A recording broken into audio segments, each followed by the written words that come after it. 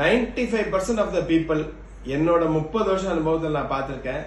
யாருமே கடைக்காரர்கிட்ட பில்ல வாங்கி ஒரு கால்குலேட்டர் வாங்கி அதோட மேக்கிங் சார்ஜ் என்ன, வேஸ்டேஜ் என்ன, ஸ்டோன் சார்ஜ் என்ன, ஸ்டோன் வெயிட் அவர் டீடைல் கொடுத்தாரா, எவ்வளவு ஆச்சு, எவ்வளவு கோல்டு ரேட் இன்னைக்கு, எவ்வளவு ஜிஎஸ்டி பாக்கிறதே கிடையாதுங்க.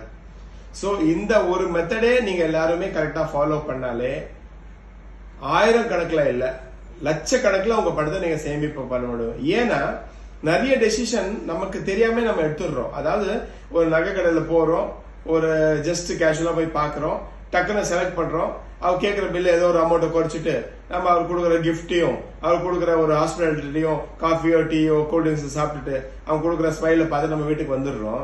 ஆனா நம்ம கவனிக்க வேண்டிய முக்கியமான விஷயத்தை விட்டுடுறோம். சோ ஓகே மக்களே, ஸ்டோன் வெயிட்டா செப்பரேட்டா மென்ஷன் பண்ணுங்க, கோல்டு வெயிட்டா செப்பரேட்டா பண்ணுங்கன்னு சொன்னீங்கன்னா most of the honest jewellers agree பண்ணி கொடுத்துருவாங்க. இந்த ட்ரிக்கு அவங்க யூஸ் பண்றதை நீங்க ஸ்மார்ட்டா இருந்தீங்கன்னா அதை நீங்க சேமிப்பு பண்ணலாம்.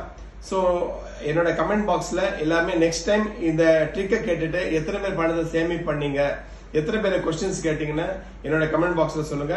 தயவு செய்து எல்லாருமே இந்த கமெண்ட் போடும்போது எந்த கடைக்காரர் பேரும் போட வேண்டாம். உங்களுக்கு நடந்த சம்பவத்தை மட்டும் எடுத்து சொல்லுங்க. இத விழிப்புணர்வு எத்தனை பேருக்கு யூஸ் ஆகட்டும், எத்தனை பேர் வேணா சேமிப்பு பண்ணலாம்.